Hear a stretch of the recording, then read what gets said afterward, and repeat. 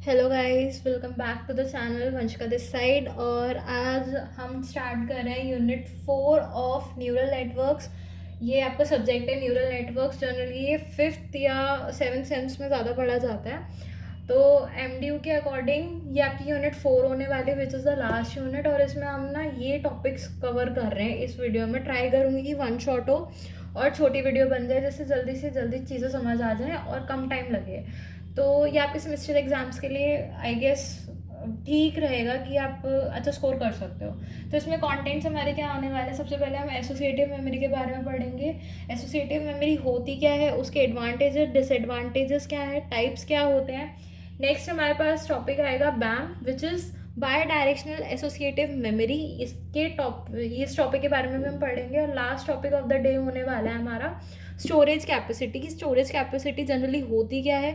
Neural networks में generally storage capacity आप वो मत समझना कि सिर्फ स्टोरेज वही होएगी, लेकिन हम इसमें जनरली एक्सटेंडेड वर्जन होएगा इसका कि न्यूरल नेटवर्क्स में स्टोरेज कैपेसिटी होती क्या है और इसका मेजर रोल होता क्या है। So let's get started. Okay, तो अब हम स्टार्ट करें अपने फर्स्ट टॉपिक से, जो कि है एसोसिएटिव मेमोरी। अब एसोसिएटिव मेमोरी बेसिकली होती क्या है। एसोसिएटिव ना एक टाइप ऑफ मेमोरी सिस्टम होता है जो कि आपका स्टोर और रिट्रीव करने में आपके जितनी भी इंफॉर्मेशन है वो हेल्प करता है। और इसमें बेसिकली क्या होएगा, ये पैटर्न रिकॉग्निशन पे आपका बेस्ड होता है कि ये पैटर्न्स को रिकॉग्नाइज करती है, उस पर बेस्ड होती है। और उसके बाद ये बेसिकली काम करने वाली है आपकी इनपुट आउटपुट पेयर पे। मतलब एक आपके पास इनपुट होएगा। मैं यहाँ पे ये ले रही हूँ, फिगर ले रही हूँ, और मैंने यहाँ पे इसका नाम आउटपुट में दे दी कि ये ट्राइंगल है। तो ये एक इनपुट आउटपुट पेयर इसमें हो जाएगा, ये इस पे पेस्ट होने वाली है। और उसके बाद बेसिकली आपके क्या काम करेगी कि ना आपको जितना भी आपने इंफॉर्मेशन स्टोर कर रखी है, आपको जो निकालना है, मतलब उसको रिट्रीव करनी है इन्फॉर्मेशन को, तो वो उसमें आपको हेल्प करेगी। की कैरेक्टरिस्टिक्स इसकी क्या आएंगी, पैटर्न कंप्लीशन। जो आपका एक्स्ट्रा मतलब पैटर्न्स हैं, कुछ इनकम्प्लीट पैटर्न्स हैं, उसमें पैटर्न कंप्लीशन में हेल्प करती है सबसे पहले ये।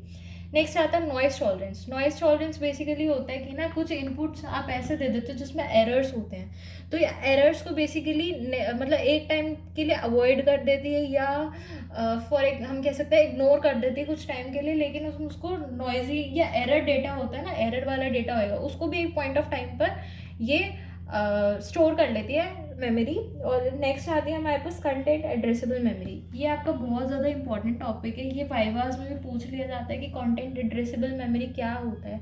ये बेसिकली दूसरा नाम होता है एसोसिएटिव मेमोरी का। आपको इस अगर वाइवा में आपसे ये पूछ लेता है तो आपको सेम यही सारा चीज़ बतानी है जो मैं आपको बता रही हूँ इसमें।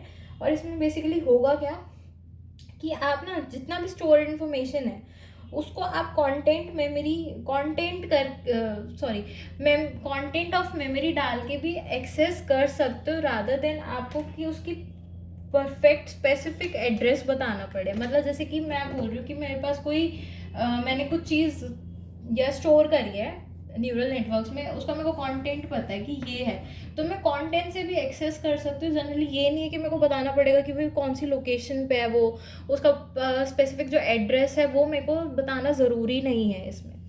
नेक्स्ट हमारे पास यहाँ पे मैंने शॉर्ट फॉर्म में ए एम लिख दिया है। टाइप्स हैं ये, एक है हमारे पास जो मेजर, हमारा दो टाइप्स होंगे इसकी, एक होएगा ऑटो एसोसिएटिव मेमोरी और एक होने वाला हेट्रो एसोसिएटिव मेमोरी। अब इसमें होगा क्या, जो ऑटो एसोसिएटिव मेमोरी होएगा ना आपका, उसमें मैंने बताया था कि इनपुट आउटपुट पेयर लेते हैं हम इसमें। तो इनपुट और आउटपुट के जो वो होंगे वेक्टर्स होंगे वो सेम रहेंगे ऑटो में, जबकि वो दोनों डिफरेंट रहेंगे इनपुट और आउटपुट वेक्टर्स इन हेट्रो। तो इस टॉपिक पे इतना ही है। अभी हम इसको और डिटेल में वो करेंगे, स्टडी करेंगे। और हमारे पास जो एप्लीकेशंस होते हैं ना इसके एसोसिएटिव मेमोरी के, आप लिख के आओगे कि पैटर्न रिकॉग्नाइज करने में इसका एक मेजर एप्लीकेशन है। आपको किस नॉइज रिडक्शन करना है, मतलब एरर वाला डेटा जो है अगर आपको वो रिड्यूस करना है, वो आपको एसोसिएटिव मेमोरी हेल्प करेगी, वो इसका एक मेजर एप्लीकेशन हो जाता है। और एक ये काफ़ी नॉलेजेबल जो इन्फॉर्मेशन है वो प्रोवाइड करता है हमको। अभी हम थोड़ी देर मतलब अब इसके बारे में जो डिटेल आगे हम पढ़ेंगे इसके। ओके, तो अब हम बात कर रहे थे ऑटो एसोसिएटिव और हेटेरो एसोसिएटिव मेमोरी की। मैंने इसमें थ्योरी नहीं लिखी, मैंने सिर्फ डायग्राम्स बनाए हैं बोर्ड पे, लेकिन मैं आपको थ्योरी बता देती हूँ। अब इसमें होने क्या वाला है, सबसे पहले सिंगल लेयर न्यूरल नेटवर्क होगा, मतलब इसमें सिंगल लेयर्स होंगी, सिर्फ इनपुट और आउटपुट लेयर्स होंगी, इसमें कोई हिडन लेयर्स नहीं होंगी, ठीक है। अब इसमें होने क्या वाला है, बेसिकली आपका जो भी इसमें नंबर ऑफ वेक्टर्स हैं वो सेम रहेंगे। मतलब अगर आप यहाँ पे n नंबर ऑफ इनपुट्स ले रहे हो ना, तो आपके पास रिटर्न में आपको n नंबर ऑफ इनपुट्स ही मिलेंगे। मतलब अगर मैं बोल रही हूँ कि मैंने जैसे इनपुट्स ले लिए फॉर एग्जांपल 10, तो मेरे को आउटपुट में भी 10 ही मिलेंगे, ये नहीं है कि कम या ज़्यादा हो जाएंगे। इसमें इनपुट और आउटपुट वेक्टर्स हमारे जनरली सेम रहने वाले हैं। अब इसमें होता क्या है, सबसे पहले मैं आपको एल्गोरिदम समझा देती हूँ। सबसे पहले हम ना इनको इनिशियलाइज करेंगे 0 से। अब आई से आपकी जो वैल्यू है, मतलब आई की वैल्यू आपकी अप टू एन जा सकती है। एन आप अपनी चॉइस से कोई भी नंबर ले सकते हो, मैंने यहाँ पे 10 लिया, आप 20 भी ले सकते हो, 100 भी ले सकते हो, कुछ भी ले सकते हो।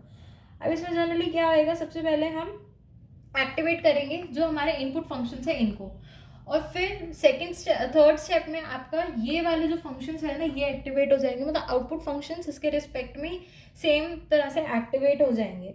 और उसके बाद जब एक्टिवेट होने के बाद मतलब इसके रिस्पेक्ट में ही जो वेट्स हैं वो भी एडजस्ट होना स्टार्ट हो जाएंगे। जब तक हमें डिज़ायरेबल आउटपुट नहीं मिलता है तब तक ही आपका लूप चलता रहेगा। नेक्स्ट आती है हेटेरो एसोसिएटिव मेमोरी। अब इसमें बेसिकली क्या होने वाला है, इसमें आपके इनपुट और आउटपुट वेक्टर सेम नहीं होंगे, जैसे मैंने पहले बताया था। मतलब यहाँ पे अगर हम n नंबर ऑफ इनपुट्स ले रहे हैं तो हमें रिटर्न में m नंबर ऑफ आउटपुट्स मिलेंगे। मतलब जैसे मैंने फॉर एग्जांपल मैंने 10 इनपुट्स ले लिया, तो मेरे को रिटर्न में सॉरी मैंने यहाँ पे 10 इनपुट्स लिए हैं, तो रिटर्न में मुझे हो सकता है कि 20 इनपुट्स आउटपुट्स मिल जाए। 20 आउटपुट्स मिल सकते हैं या कम भी हो सकते हैं। मोटा मोटा कहने का ये मतलब है कि हेटेरो एसोसिएटिव में आपके जो ये वेक्टर्स हैं ना ये सेम नहीं रहेंगे, ये चेंज होते रहते हैं। अब इसमें बेसिकली होगा क्या, इसमें भी हम एल्गोरिदम्स अगर समझें, ट्रेनिंग एल्गोरिदम्स में आप इनिशियलाइज करोगे, इसको आप 1 to n इनिशियलाइज करोगे जो आपका x है, और y को हम 1 to m इनिशियलाइज करेंगे। मतलब अलग अलग हम इनिशियलाइज करेंगे। जैसे अगर आप इसको 10 तक इनिशियलाइज करो तो हो सकता है आप इसको 15 कर दो, 11 कर दो, 20 कर दो, कुछ भी, मतलब डिफरेंट होने चाहिए। अगर सेम हो जाएगा तो वो ऑटो एसोसिएटिव मेमोरी बन जाएगी। हेटेरो एसोसिएटिव के लिए आपको डिफरेंट डिफरेंट नंबर्स को इनिशियलाइज करना पड़ेगा, मतलब इनपुट को अलग और आउटपुट को अलग।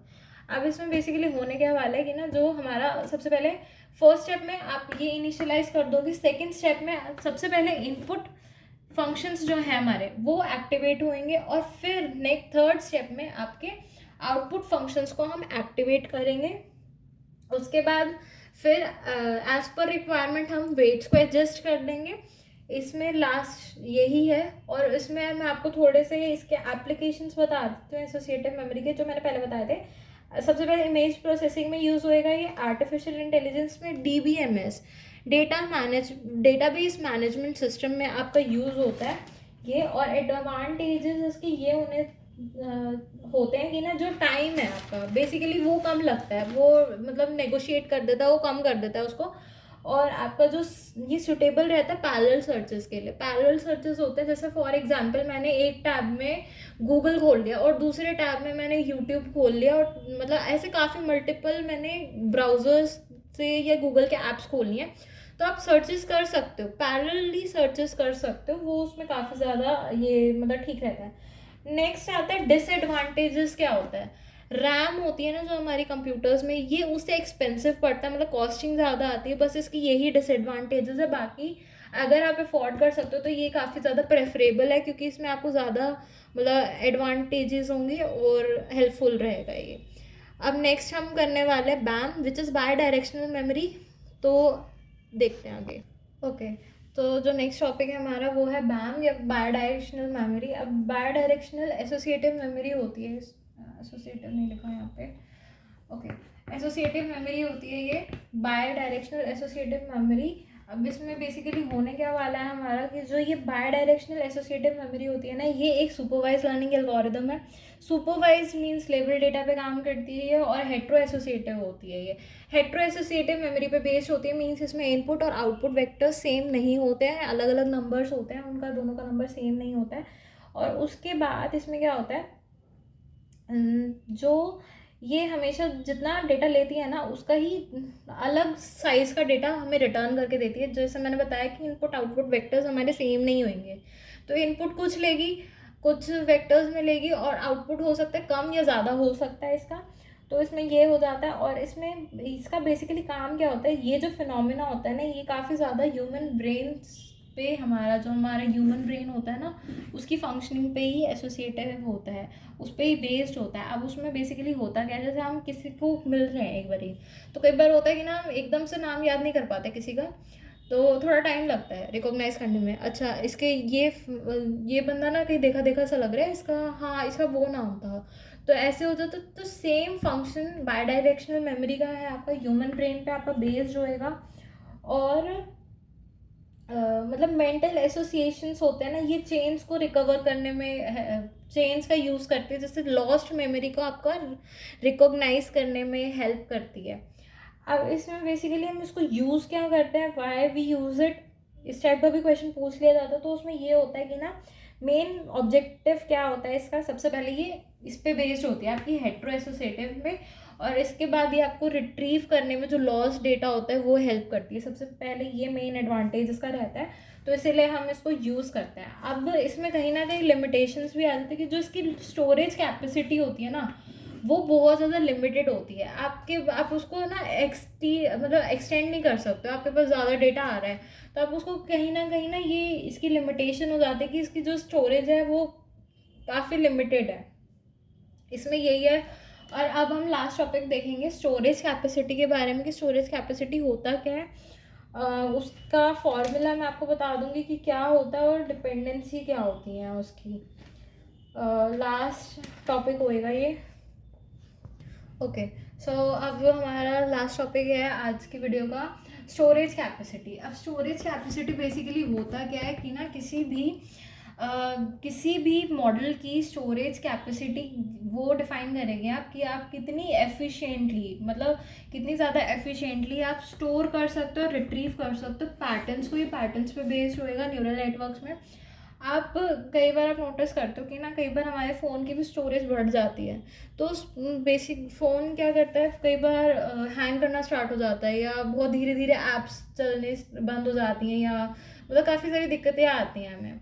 तो सेम काम होता है स्टोरेज कैपेसिटी का, कि ये आपको बताएगा कि आप ना कितनी एफिशिएंटली कोई भी पैटर्न्स को रिट्रीव या स्टोर कर सकते हो, बेसिकली कि हम कितने नंबर ऑफ पैटर्न्स जो है वो हम स्टोर कर सकते हैं और रिट्रीव कर सकते हैं, उसको वापस से निकाल सकते हैं। अब इसमें हमारे पास जो मेन पॉइंट आता है, हमारे पास आता है इसमें मेजरिंग रेशियो, कि स्टोरेज कैपेसिटी बेसिकली आप मेजर कैसे करोगे, तो इसको डिनोट करा जाता है अल्फा से।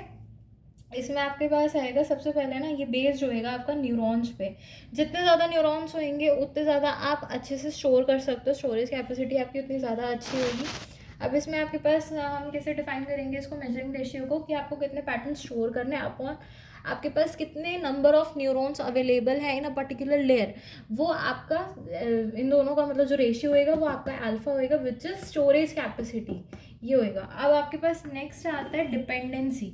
डिपेंड किस चीज़ पे करता है, डिपेंड आपका करेगा कि ना आपका जो नेटवर्क है, न्यूरल नेटवर्क का जो स्ट्रक्चर है वो किस टाइप का है, मतलब आपने कितने नंबर ऑफ न्यूरॉन्स को जो है वो यूज़ कर रखा है, नंबर ऑफ लेयर्स कितनी है, या नंबर ऑफ पैटर्न्स आप कितने स्टोर कर रहे हो। कहीं ऐसा तो नहीं है कि आप न्यूरॉन्स तो आपके पास कम है लेकिन पैटर्न्स ज़्यादा हैं, तो उस केस में आपको दिक्कत हो सकती है, क्योंकि ना तब आपका जो मॉडल है वो काफ़ी इफ़ेक्टिवली काम नहीं करेगा।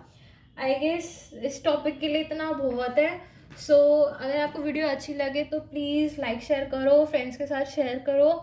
और अगर कोई भी आपको लगता है कि मैंने कोई टॉपिक छोड़ दिया है, या किसी टॉपिक में आपको लगता है कि कमी है, तो आप प्लीज़ मेरे को कमेंट सेक्शंस में आप मेरे को बता सकते हो, सो दैट कि मैं आगे वाली वीडियोस में वो चीज़ें ध्यान रखूँ। And thanks, this was all for the day. और आप प्लीज़ इसको शेयर करो ज़्यादा से ज़्यादा, वीडियो को लाइक करो, and thank you so much.